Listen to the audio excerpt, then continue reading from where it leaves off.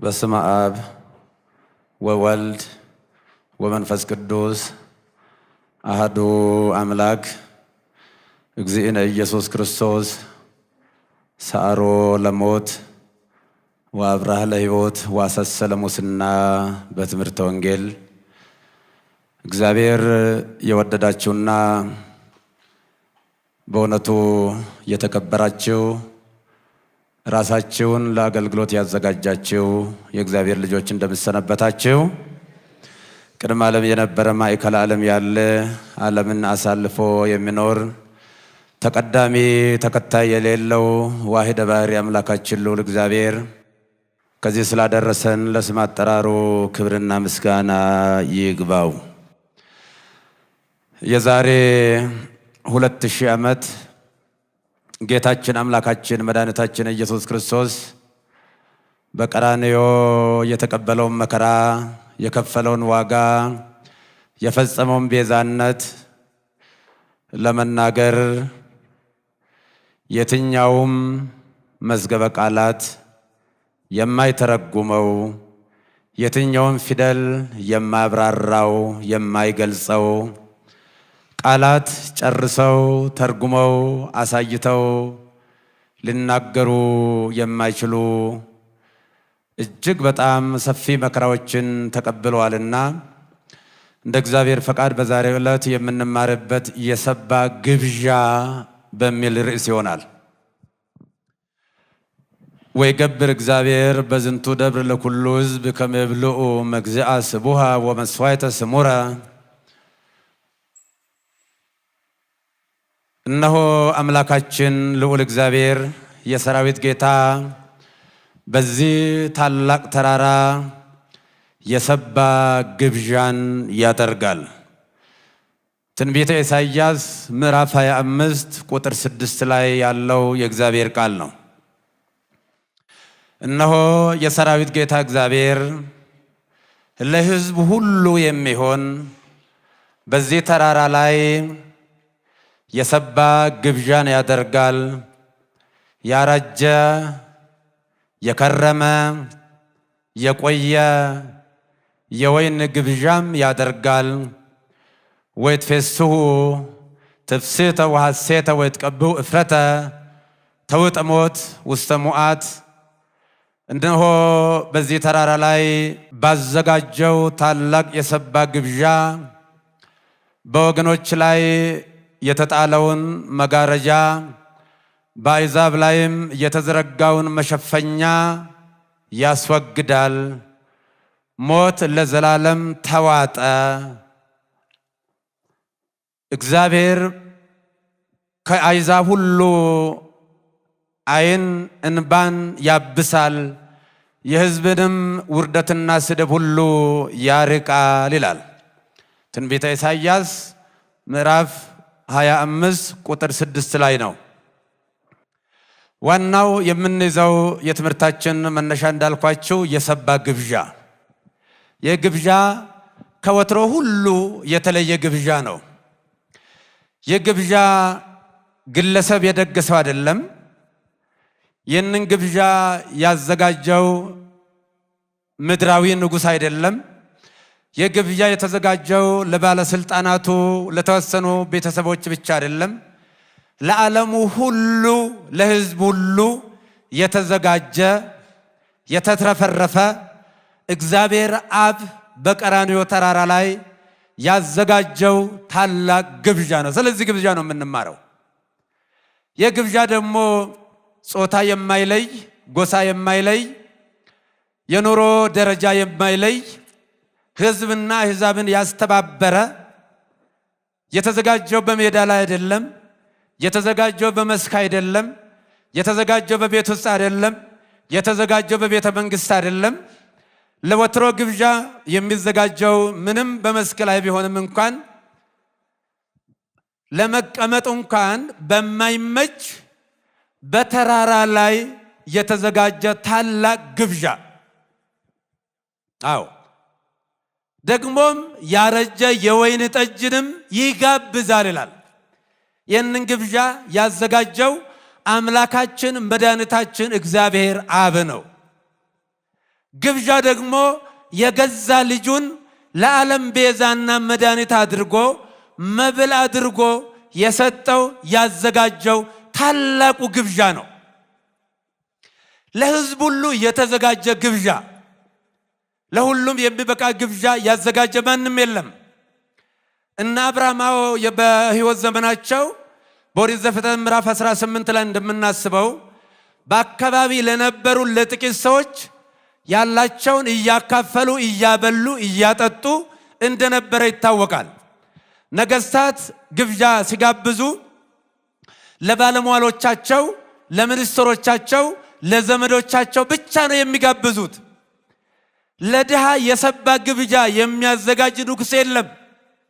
ለኔ ብጤ ግብዣ የሚያደርግ የለም።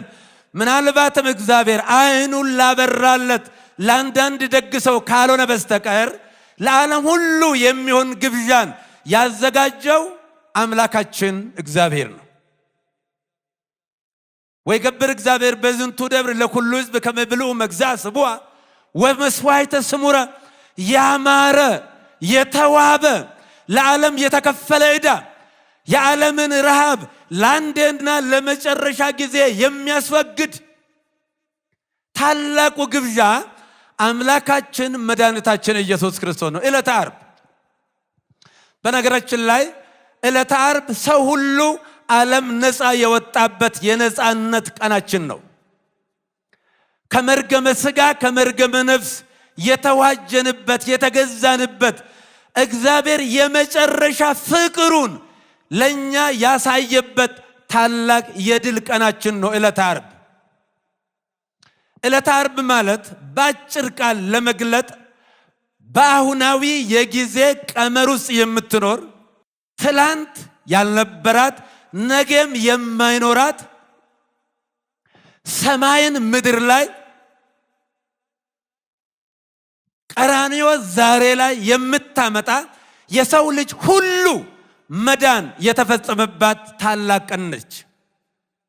እኛ ቀኗን አይደለም፣ የቀን ጌታ የጊዜ ጌታ በጊዜ በሁኔታ በቦታ የማይወሰን አምላካችን መድኃኒታችን ኢየሱስ ክርስቶስ በቀራንዮ ራሱን የደገሰበት ብሉኝ ጠጡኝ ብሎ ራሱን የሰጠበት ታላቅ ቀን ነው። አልቦ ዘአብ ወይሄይ ስምዝ ፍቅር ከመዘሜጡ ነፍሶ ቤዛ ነፍሰ ቢጹ የገዛ ነፍስን ለበጎቹ አሳልፎ ከመስጠት የበለጠ ፍቅር ለማንም የለውም ይላል። የገዛ ነፍሱን አሳልፎ የሰጠን የሞተልን የተሰቀለልን በሞቱ ሞታችንን የገደለበት እኛን ነፃ ያወጣበት እግዚአብሔር አብ የገዛ ልጁን በቀራንዮ ተራራ ላይ የደገሰበት አቤት እግዚአብሔር እንዴት ያለ ደግ ነው! እንዴት ቢወደን ነው የገዛ ልጁን ለኛ አሳልፎ የሰጠበት። ያ በረሃብ ተቃጥሎ የነበረውን በጥማት ተቃጥሎ የነበረውን ዓለምን ያረካበት ያጠገበበት ያስደሰተበት ያረጀውን የከረመውን የወይን ጠጅ ግብዣ እግዚአብሔር ያደርጋል ይላል። የከረመ የቆየ የዘገየ አንዴ ከተጠጣ ድጋሜ የማያስጠማ አንዴ ከተበላ ድጋሜ የማያስርብ ለዘላለሙ ሐሴትን ያደርጉ ዘንድ ይላል። ወትፌስቱ ትፍስተ ወሐሴተ ይላል። ፍጹም ሐሴትን ያደርጉ ዘንድ። ልብ በሉ፣ ሐሴት ማለት እግዚአብሔራዊ ነው፣ መንፈስ ቅዱሳዊ ነው። በሁኔታ የማይወሰን መከራ የማይቀይረው ታላቁ ዘላለማዊ እግዚአብሔራዊ መንፈስ ቅዱሳዊ ነው። ከዓይኖች ሁሉ ፊት እግዚአብሔር እንባን ያብሳል። በወገኖች ላይ በአሕዛብ ላይ የተዘረጋውን መሸፈኛና መጋረጃ እግዚአብሔር ለአንዴና ለመጨረሻ ጊዜ ያስወግዳል ይላል። ክብርና ምስጋና ለአምላካችን ይሁን። አዎ በአሕዛብ ላይ በወገኖች ላይ የተጣለው መጋረጃ በቀራንዮ ላይ በተሰቀለ ጊዜ ነፍሱን አሳልፎ በሰጠ ጊዜ በሰው ላይ ያለውን ውርደቱን ሁሉ አስወግዶ ዓለማችንን እግዚአብሔር ወልድ ነፃ አውጥቷል። ትዝላችሁ እንደሆነ ተውጠ ሞት ዛህየለ ይላል። ያ የበረታው ጨካኙ ታላቁ ክፉ ሞት እነሆ ድል በመነሳት ተዋጠ ይላል። አዎ ድል በመነሳት ተዋጠ። ሰጠመ አይልም፣ ጠለቀ አይልም። ተዋጠ ማለት ምን ማለት ነው? በቀላሉ ብዙዎቻችሁ ታውቃላችሁ ብዬ አስባለሁ።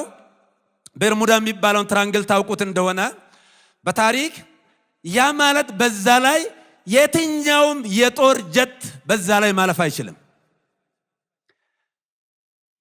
ፍጡነ ድምፅ ሃይፐርሶኒክ ቢተኮስ በቤርሙዳ ትራንግል አቅጣጫ ቢተኮስ በተአምር ማለፍ አይችልም፣ ይውጣል።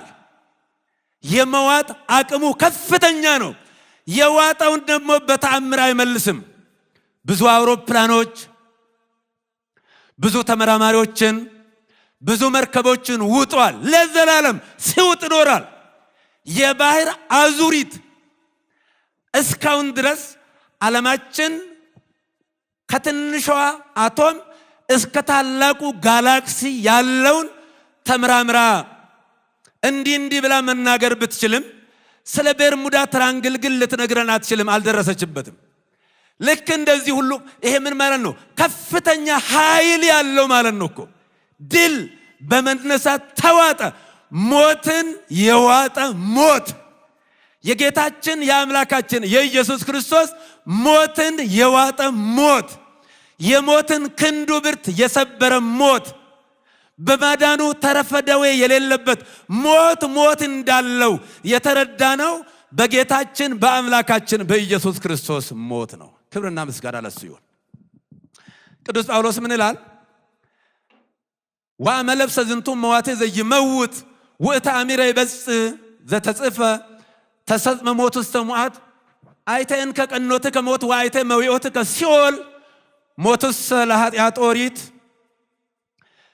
አው የማይሞተው የሚሞተውን በለበሰ ጊዜ ሞት ድል በመነሳት ተዋጠ ተብሎ የተጻፈው በትንቢተ ኢሳይያስ ተፈጸመ ይላል። ሞቶይ መውጊያ የታለ? መቃብሮይ ይዞ ማስቀረት የታለ? እነሆ ጌታችን አምላካችን መድኃኒታችን ኢየሱስ ክርስቶስ የትንሣኤ ጌታ የሕይወት ባለቤት ያ የማይሸንፈው አምላክ በቀራንዮ በተቸነከረ ጊዜ እነሆ ሞታችንን ድል በመንሳት ዋጠ ይላል። አንደኛ ቆሮንቶስ 15 ቁጥር 54 ላይ ሞቶይ ቀኖቱስ ለሞት ኃጢአት፣ የሞት መውጊያ ኃጢአት ነው፣ የኃጢአትም ደግሞ ኃይል ሕግ ናት ይላል። ኦሪት ይላታል። ኦሪት ገዳይ ነች። ኦሪት ጨካኝ ነች። ኦሪት ጥላ ናት። እግዚአብሔር ኦሪትን አሳልፈዋል። የኦሪቱ መስዋዕት አልፏል። የኦሪት መስዋዕት ወይንም ሕገ ኦሪት ማለት የወላጅ ቤት ማለት ነው። የእናት አባት እንደ እናት አባት ቤት የሚቆጠር አንድ ሰው እናት አባቱ ቤት እስከ ተወሰነ ጊዜ ድረስ ነው የሚኖረው እንጂ እድሜ ልኩን ለሱ መኖሪያ ሊሆን አይችልም። በዚህ ዘመን መቼም አንዳንድ ሰነፎች 50 40 60 እስኪሞላቸው ድረስ ወላጆቻቸው ላይ ተዘብዝፈው የሚቀመጡ ራሳቸውን የማይችሉ ሰዎች አሉ። ነገር ግን የእናት አባት ቤት መቆያ ነው። ጊዜያዊ ነው፣ ዘላለማዊ አይደለም። እናንተም ብትሆኑ የየራሳችሁን ቤት ትይዛላችሁ፣ ትዳር ትይዛላችሁ፣ የየራሳችሁን ጎጆ ትቀልሳላችሁ። ኦሪት ማለት ጊዜያዊ ነች፣ ኃላፊ ጠፊ ነች። በሌላ አነጋገር ኦሪት ማለት የዋዜማ ድግስ ናት። ዋዜማ ታውቃላችሁ? የበዓል ዋዜማ ሲቆም ምስጋና ማህሌት ይቆማል፣ ድግስ ይደገሳል። ነገር ግን ዋዜማ ማለት ፍጹም በዓል ነው ማለት አይደለም። የበዓሉ መግቢያና ማመልከቻ ነው። የእስራኤል ትልቁ ችግራቸው የኦሪቱን የዋዜማ ድግስ ከበቂ በላይ በልተው ሆዳቸው ስለሞላ ታላቁ የአዲስ ኪዳን በዓል አምልጧቸዋል። እኔ በጣም ነው የሚገርሙኝ። ዛሬም ኦሪት ላይ ተቸክለው የቀሩ በጽድቄ በገድሌ በትሩፋቴ ድናለሁ ብለው እንደ ኩራት የሚናገሩ የእግዚአብሔር ልጅ ደም የዘጉና የዘነጉና የረሱ ብዙዎች አሉ። ይህንን ታላቁን የሰባ ግብዣ ከዚህ መመገብ ያቃታቸው አሕዛብ እነሱ ጽጌረዳ ወሶኩስ ተርፈ በአበ አይሁድ። አሕዛብ የጽጌረዳ አበባን ገንዘብ አደረጉ፣ አሸተቱ። እሾሁ ግን በአይሁድ ዘንድ ቀረ ይላል። እኛ እሾህ ላይ አይደለንም፣ አበባ ላይ ነን እኛ። እነሱ ሁልጊዜ የሚያሳስባቸው አምላካችን ኢየሱስ ክርስቶስን በዛሬው ዕለት በመስቀል ላይ ሲሰቅሉ፣ እኔ መቼም የአይሁድ ከክፋታቸው ደግነታቸው በጣም ይከፋል። ከክፋት የከፋ ደግነት ምን አሉ? ውሃ ጠማኝ ባለ ጊዜ እስኪ ስጡን መራራ ሐሞት፣ ኮምጣጣ ሐሞት፣ ጉሮሮን የሚሰነጥቅ መራራ ሐሞት አቀረቡለት። ይሄ ብቻ አይደለም የሚገርማችሁ፣ እሱም በመስቀል ላይ እየሰቀሉ በጦር እየወጉ የለም የልብስ መቀደድ የለበትም መካፈል ለዘረከበው ይርከበው ይህን የመሰለ ልብስ ስረወጥ የሆነ ልብስ መቀደድ የለበትም፣ ይልቁንም ለደረሰው ይድረሰው ብለው በልብሱ ላይ ዕጣ ተጣጣሉ። እሱን እየሰቀሉ እየገደሉ እየወጉ እያዋረዱ በፊቱ ላይ ምራቅ እየተፉ፣ ያ ማለት አንገት ቆርጦ ለግንባር እንደመጨነቅ ማለት ነው። ዓይን አጥፍቶ ለቅንድብ እንደመጨነቅ ማለት ነው። እግር ቆርጦ ስለ ጫማ እንደማሰብ ማለት ነው። እነሱ እዛ ፍርፋሪ ላይ ነው የሚጣሉት፣ ጨርቅ ላይ ነው የሚጣሉት። እኛ የጨርቅ ጉዳይ ሊያነጋግረን አይችልም። እኛ ጨርቅ ላይ አይደለንም፣ ዋናው ላይ ነው፣ መድኃኒቱ ላይ ነው፣ ፀሐይ ላይ ነው ያለነው። እኛ በጨረቃና በከዋክብት አንጨቃጨቅም። ዋናው ፀሐይ አምላካችን መድኃኒታችን ኢየሱስ ክርስቶስ እነሆ በቀራንዮ የተደገሰው ታላቁ ግብዣ ስጋዬን ብሉ ደሜን ጠጡ ብሎ የገዛ ሕይወቱን አሳልፎ የሰጠን በእውነት ሌላ ነገር አይደለም እኮ ስጋውን መብላት ደሙን መጠጣት። አሁን አንድ ቀን በግዕዝ የማላስታውሰው ምን ይላል? ጌታ ሆይ እኔን ብትኮንነኝ እኔ እናንተ ተያይዘን ሲኦል እንወርዳለን ይላል። ሲኦል እንወርዳለን ለምን ያልክ እንደሆነ በወልድ ያመነ የዘላለም ሕይወት አለው ብለሃል። ስጋዬን የበላ ደሜን የጠጣ የዘላለም ሕይወት አለው ብለሃልና ወይ ከኔ ጋራ ወይ ለራስህ ስትል ወደ ገነት ትወስደኛለህ፣ ወይ ለቃልህ ስትል ከኔ ጋራ ይላል። እውነቱን እኮ ነው። የታመነ አምላክ ነው እግዚአብሔር። ስለዚህ ምን አለ? ተውጠ ሞት ዘሃየለም ለሺህ ዘመናት የበረታው ሲገል የነበረው ሞት እስመ ደቂቅ ተሳተፉ በሥጋ ወደሙ ይቱን ተሳተፈ በዝንቱ ወከመ ቢጾሙ ኮነ ሎሙ ከመ በሞቱ ይሳሮ ለመላከ ሞት ዘውቱ ሰይጣን ወይርፎሙ ለኩሎሙ እለ በፍርሃተ ሞት ተኮነኑ። ልጆቹ በሥጋና በደም ተካፈሉ፣ እነሆ የእግዚአብሔር ልጅ የሰው ልጅ ሆነዋልና ባለ በዘመናቸው ሞትን በመፍራት በባርነት በስቃይ የነበሩትን ያሳርፍ ዘንድ ነፃ ያወጣ ዘንድ እነሆ የሞትን አለቃ ዲያብሎስን ሻረ፣ ገደለ ይላል። ክብርና ምስጋና ለአምላካችን ነው። የሞትን አለቃ የሞት አለቃ የሞተው በጌታችን በአምላካችን በመድኃኒታችን በኢየሱስ ክርስቶስ ሞት ነው።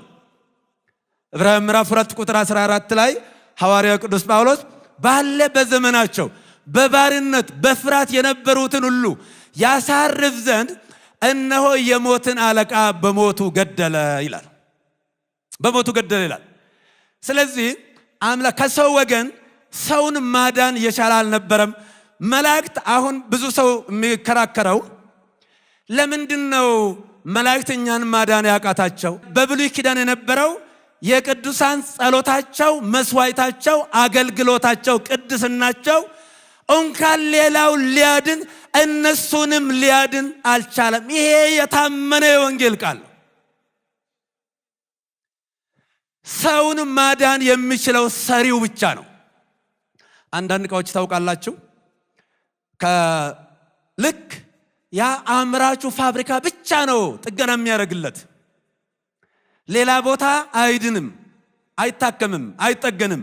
አምራቹ ፋብሪካ ብቻ ነው አንዳንድ በጣም በዓለም አቀፍ ደረጃ ውድ የሆኑ የደህንነት መሳሪያዎች የሚጠገኑት በአምራቹ ኩባንያ ወይንም ካምፓኒ ነው። እንደዚህ ሁሉ ሰውን ማዳን የሚችለው ሰሪው ፈጣሪው የእግዚአብሔር ልጅ እንጂ ፍጡርን ማዳን አይችልም።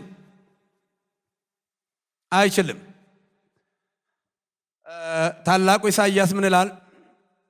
አኮ በመልአክ ዋኮ በተንባል አላለሉ ይመጽእ ወያድኅኖሙ እስመ ውእቱ ያፈቅሮሙ ወቤዞሙ ወአክበሮሙ በኩሉ መዋዕሊሆሙ ለዓለም። በመልአክ አይደለም፣ በአማላጅ አይደለም፣ እሱ ራሱ የእግዚአብሔር ልጅ መጥቶ ያድናቸዋል ይላል። እሱ ለዘላለም ይወዳቸዋል። ወአክበሮሙ ለዘላለም ያከብራቸዋል። ቤዛ ሆናቸው፣ ተሸከማቸው ይላል። ፍጡር ቤዛ መሆን አይችልም። ይግባችሁ። ቤዛ ማለት ስለሌላ ተላልፎ መሰጠት ማለት ነው። ነይ እምዬ ማርያም ቤዛ ነሽ አሉ ለዓለም። እመቤታችን ቤዛ አይደላችም። ቤዛ ልጇ ነው። አትደንግጡ። ቤዛ ልጇ ነው። ነይ ቤዛ ነሽ አሉ ለዓለም ተብሎ አይሰበክም። ቤዛ ተቀዳሚ ተከታይ የሌለው አንድ የእግዚአብሔር ልጅ ብቻ ነው።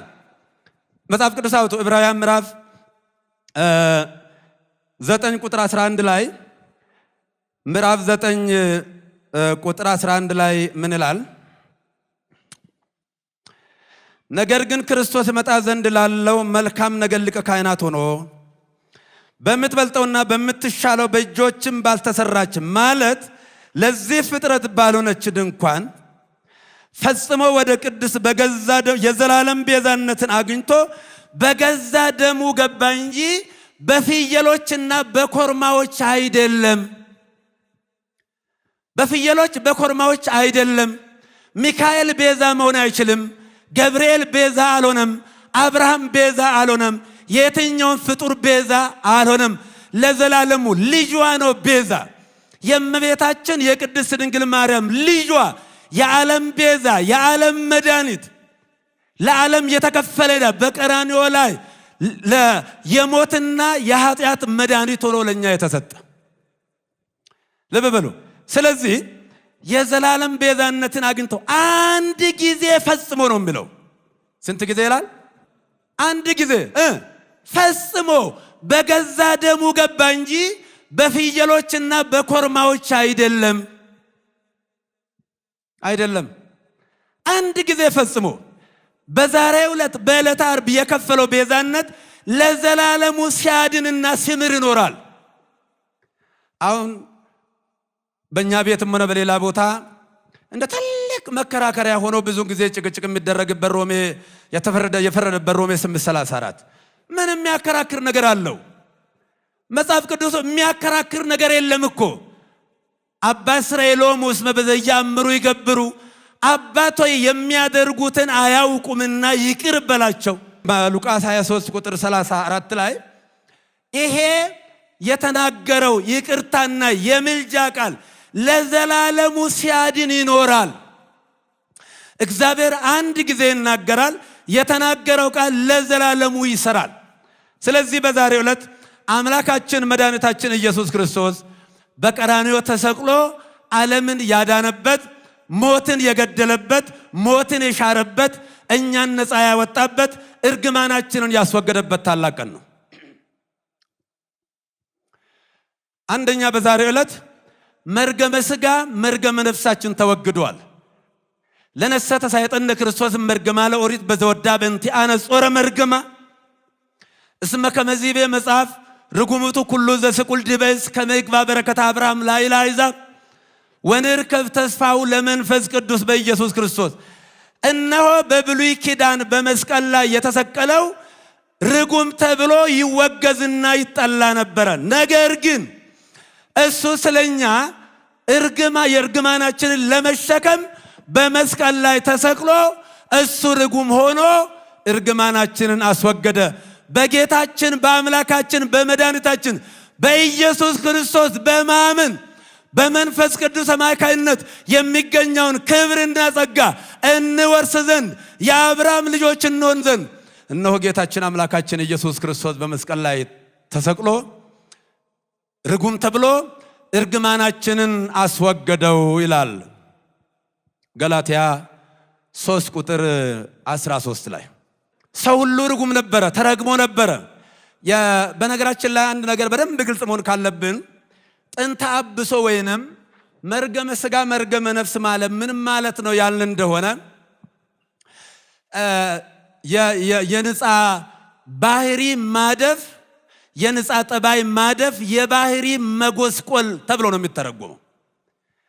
የንጻ ጠባይ ማደፍ የባህሪ መጎስቆል ምን ማለት ነው? አባታችን አዳም ኃጢአት ስለሰራ በደል ስለፈጸመ እሱ በመንፈስ ሞቶ ነው ወደ ምድር የመጣው። በመንፈስ ሰው ሥጋ አለው፣ መንፈስ አለው፣ ነፍስ አለው። አዳም በመንፈሱ ሞተ። መንፈስ ማለት የማይሞት ዘላለማዊነት ያለው የእግዚአብሔር ማደሪያና መኖሪያ ማለት ነው። መንፈስ ማለት ከእግዚአብሔር ጋር የተገናኘ የተቆራኘ የተሰናሰለ ማለት ነው። ስለዚህ የመንፈስ መሞት ማለት የንጻ ጠባይ ማደፍ ማለት የባህሪ መጎስቆል ማለት ከንጽህና መርከስ ከእግዚአብሔር ግንኙነት መቆረጥ መራቆት ባዶ መሆን እርቃን መሆን ማለት ነው። ለምን እኛ ባንበድለውም እኛ የአዳም ልጆችንንና በአዳምና በሔዋን የተፈረደውን ፍዳ ሞትና ቅጣት ፍዳና መርገም ነው እኛ ወርሰን ነበረው። ኃጢአትን አይደለም። ኃጢአተኛ ዕፀ በለስን አልበላንማ። ዕፀ በለስ መብላት የአዳም የአፍታ ደረቅ ወንጀል ነው። ስለዚህ አንድ ልጅ ከአባቱ ቤት ሲወርስ ዕዳውንም ጭምር ነው፣ ቤቱንም አይደለም። ለምሳሌ በባንክ ብድር የተሰራ ቤት ከወረሰ ልጅ ዕዳውንም ቤቱን ብቻ አይደለም ዕዳውንም ጭምር ይወርሳል። ዕዳውንም ጭምር ይወርሳል። ስለዚህ እኛም ልጆቹ ነንና ይሄንን ዕዳና መርገሙን ስለወረስን በዛሬው ዕለት ጌታችን አምላካችን መድኃኒታችን ኢየሱስ ክርስቶስ በመስቀል ላይ ተሰቅሎ እርግማናችንን ውርደታችንን ሽሮ አስወግዶ ወደ ንጽህና ወደ ቅድስና ማማ አድርሶናል። አንድ ይሄ ነው። በሁለተኛ ደረጃ በዛሬው ዕለት ጌታችን አምላካችን መድኃኒታችን ኢየሱስ ክርስቶስ በመስቀል ላይ በመሰቀሉ ገብረ ሰላም በመስቀሉ ለዘበ ሰማይ ወለዘበ ምድር በመስቀል ላይ ባፈሰሰ ደሙ በሰማይና በምድር መካከል እርቅን አደረገ ይላል። ኢየሱስ ክርስቶስ አስታራቂያችን ነው። አስታራቂ ነው። ከሱ ውጪ አስታራቂ የለም። ከራሱ ያስታረቀን፣ ከአባቱ ያስታረቀን፣ ከመንፈስ ቅዱስ ያስታረቀን ጌታችን አምላካችን መድኃኒታችን ኢየሱስ ክርስቶስ በቆላስይስ 1:20 ላይ እንደተጻፈው በመስቀል ላይ ባፈሰሰ ደሙ ዛሬ ለዘላለሙ ፍጹም እርቅን አደረገ። የኢየሱስ ክርስቶስ ደሙ አስታራቂ ነው። በእኛ አነጋገር ደም ይጠራል ይባላል። ደም ይጠራል ማለት ደም ያፋስሳል ማለት ነው።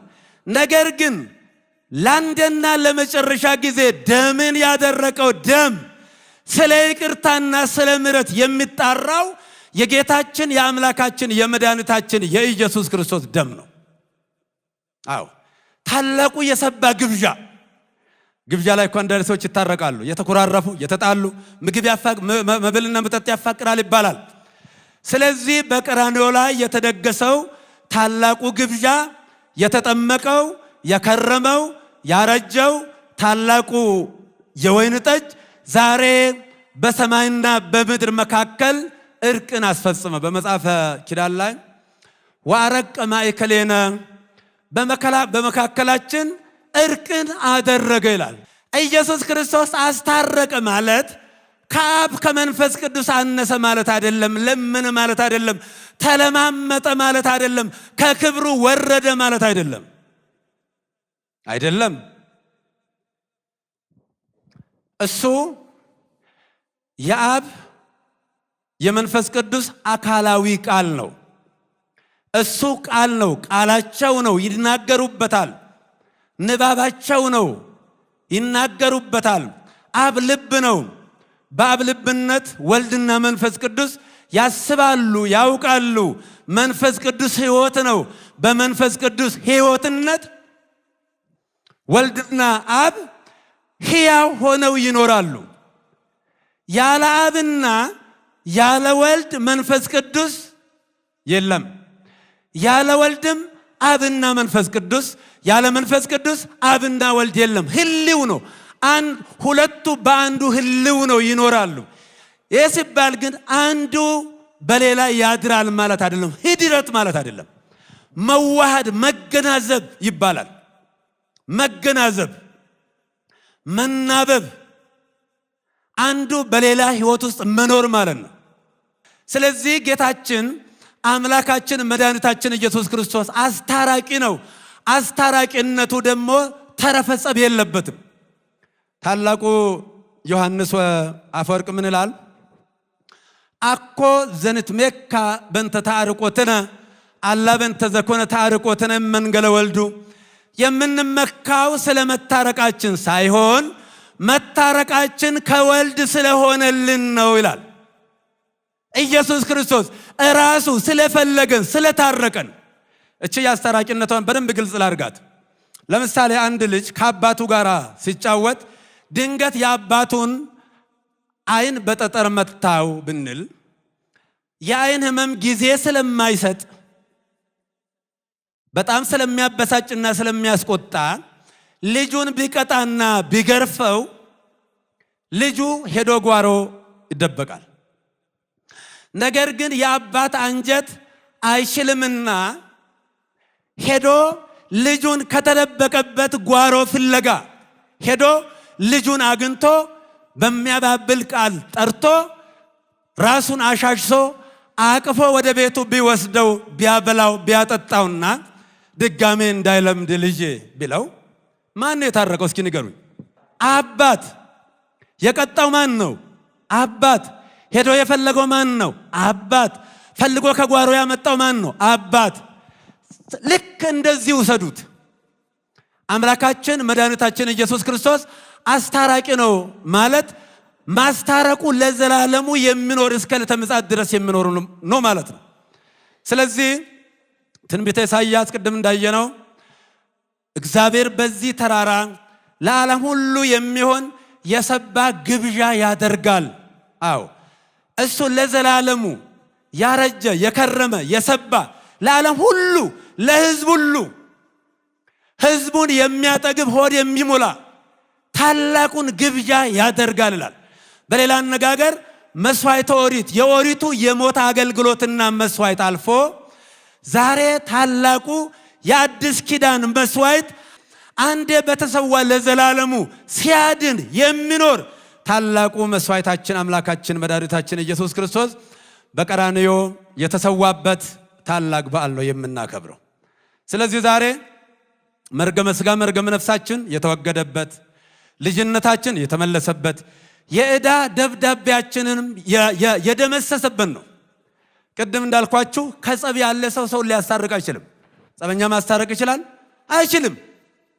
ከጸቡ የሌለ ከምንም የሌለ ፍጹም ሰው ፍጹም እግዚአብሔር የሆነው ጌታችን አምላካችን መድኃኒታችን ኢየሱስ ክርስቶስ እሱ መካከለኛ ሆኖ በሰውና በእግዚአብሔር መካከል አገናኝ ድልድይ ሆኖ በእኛና በአባቱ መካከል ፍጹም እርቅን ፈጸመ።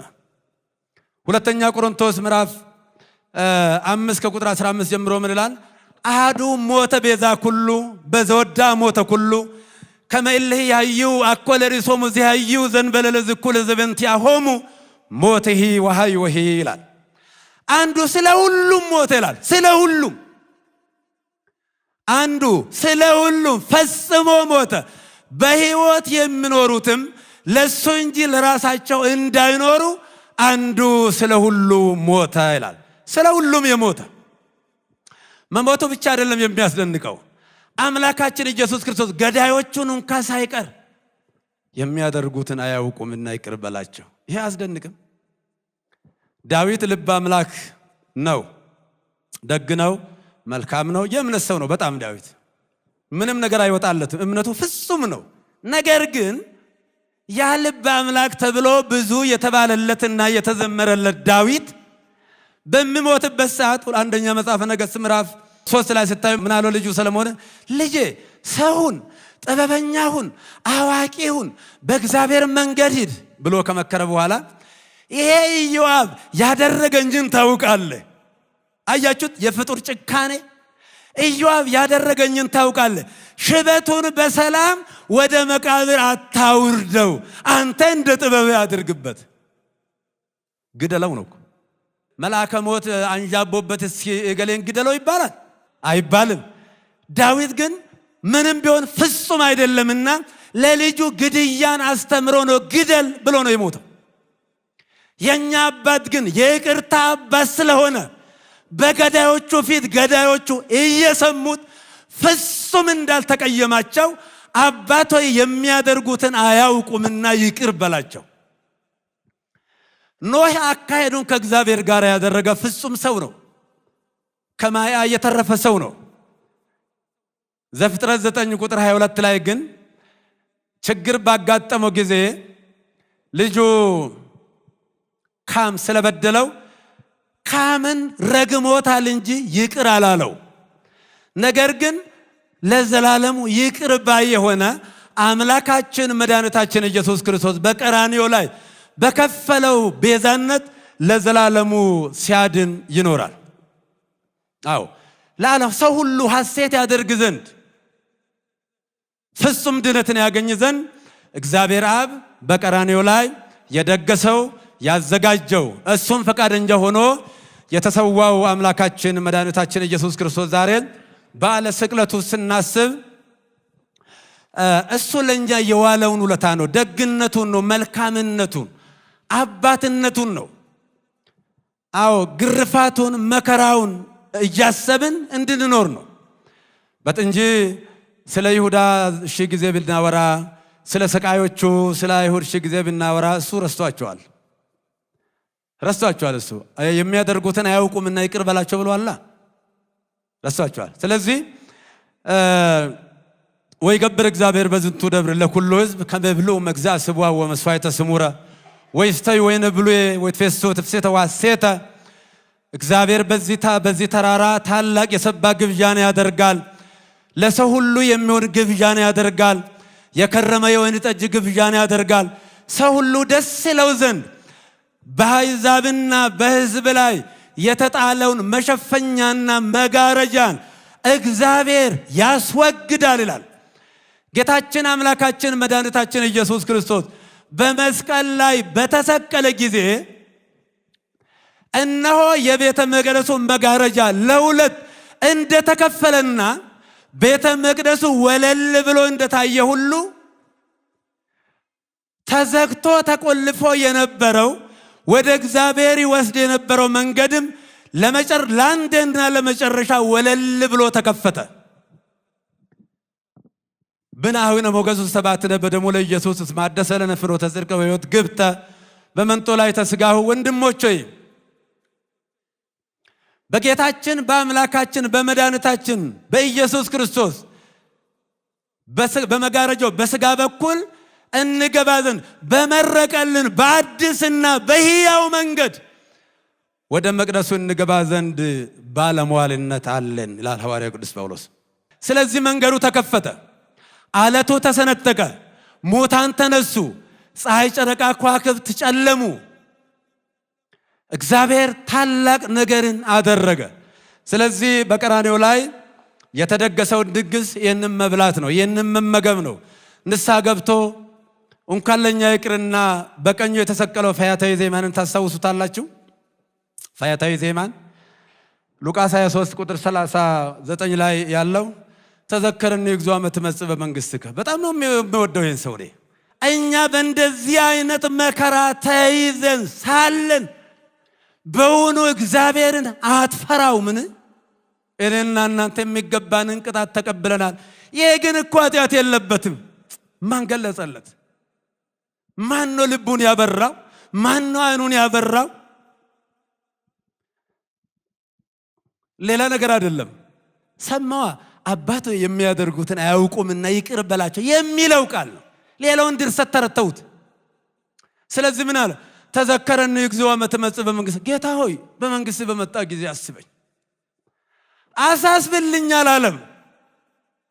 በዛ ያን የተዋረደውን የተሰቀለውን እርቃኑን እንደሱ የተሰቀለውን የመንግስት ባለቤት መሆኑን አውቆ መለኮታዊ እግዚአብሔር መሆኑን አውቆ ጌታ ሆይ በመንግስት በመጣ ጊዜ አስበኝ።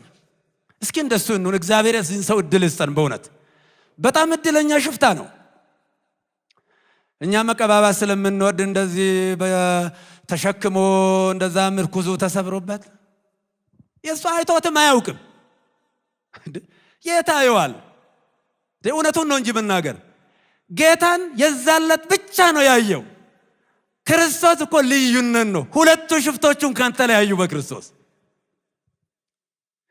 ለመግደል ይተባበሩ ነበር፣ ለመስረቅ አይለያዩም ነበር፣ ለመድፈር አንድ ነበሩ፣ ችግር አልነበረበት። ግን በክርስቶስ ተለያዩ። ለምን? ክርስቶስ እውነት ነዋ። ክርስቶስ እውነት አንዲት ጣት አንዲት ቅንጣት የማትሰነጠቅ የማትከፈል ጥያቄ የማይነሳባት ኮሜንት የማይሰጥባት እውነት። ጌታው በመንግስት በመጣ ጊዜ አስበኝ።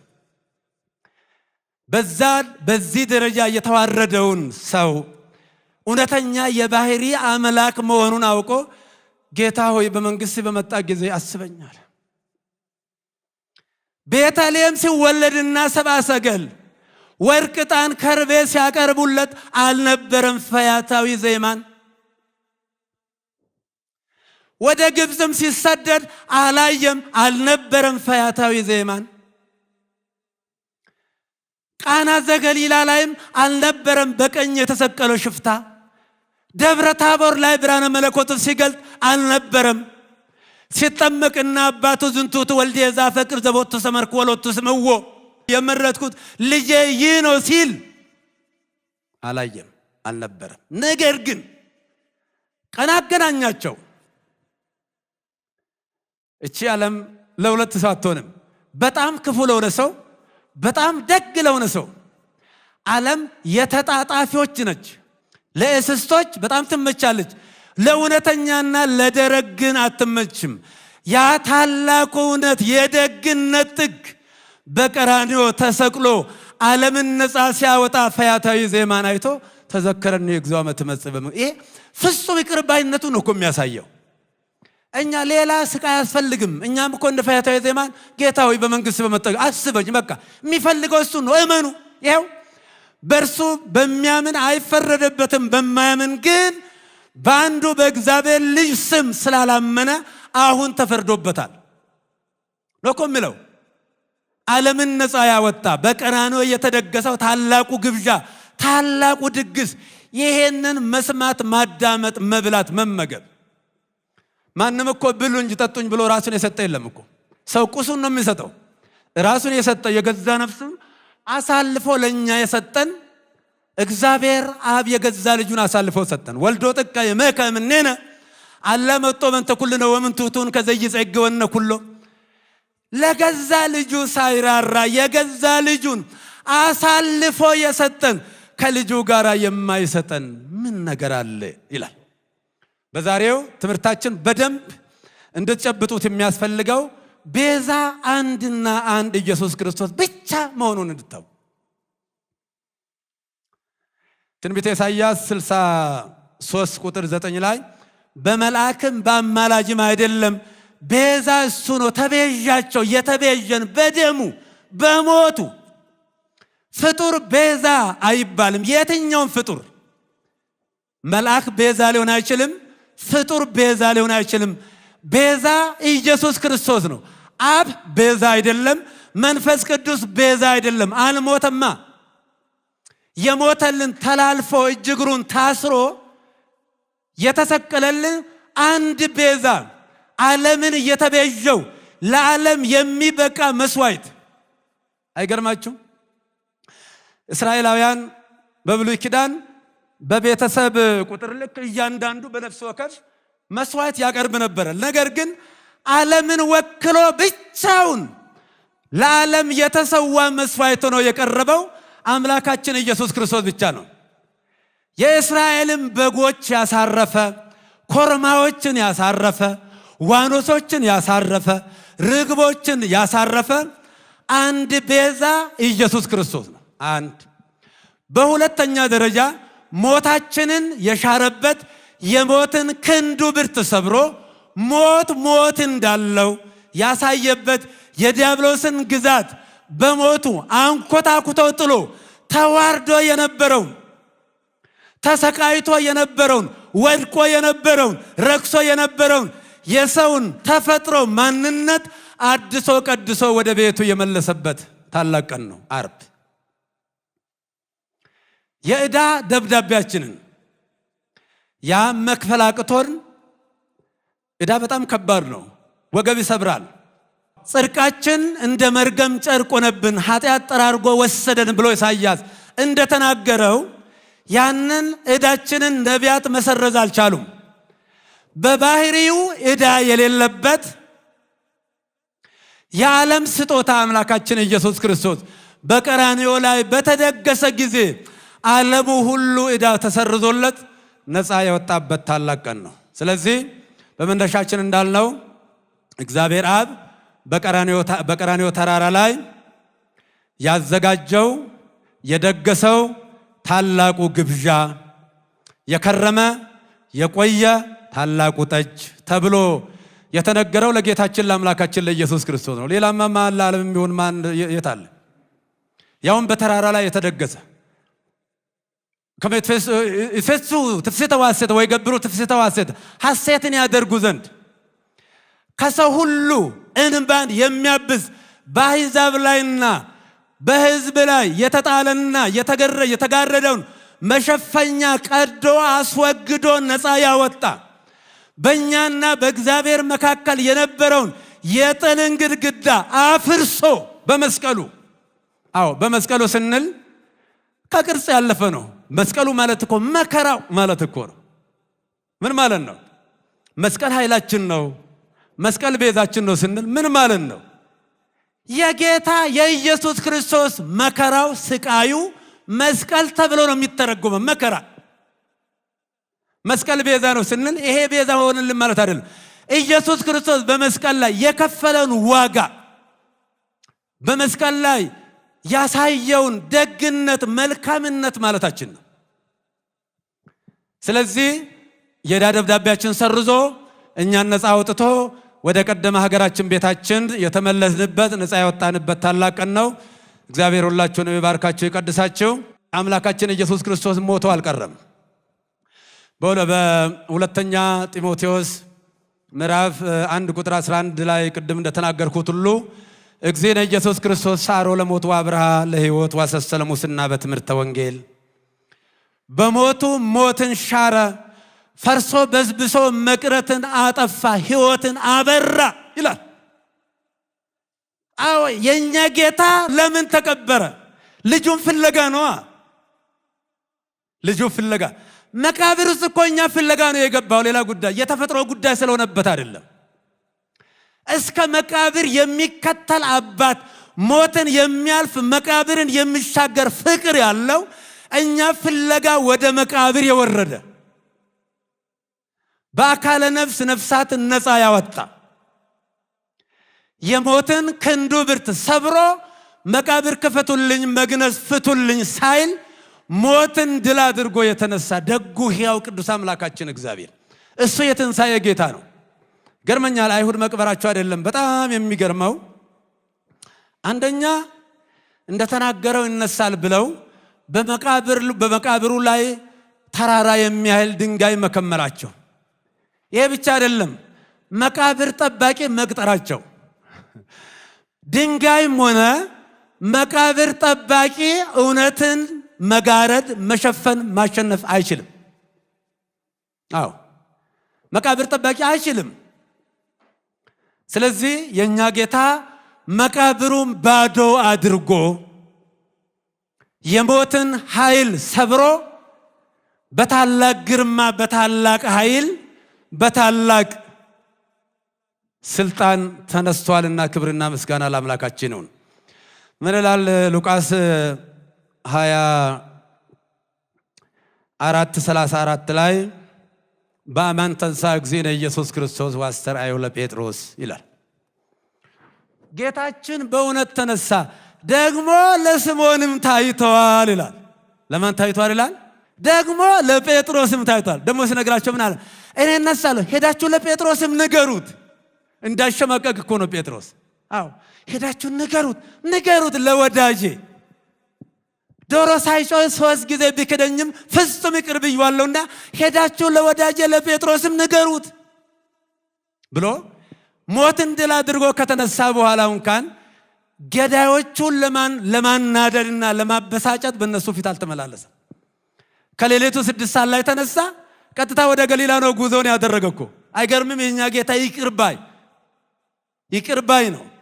ስለዚህ እሱ ሞቶ አልቀረም፣ ሞትን ድል አድርጓል፣ ለኛ ቤዛ ሆኗል፣ ሙስና መቃብርን አጥፍቷል፣ አስወግዷል፣ ትንሣኤ እንዳለ ነግሮናል፣ መርገመ ሥጋ መርገመ ነፍሳችንን አስወግዷልና የረዳን ያገዘን የአባቶቻችን አምላክ መድኃኒታችን ኢየሱስ ክርስቶስ ክብርና ምስጋና ለሱ ይሁን።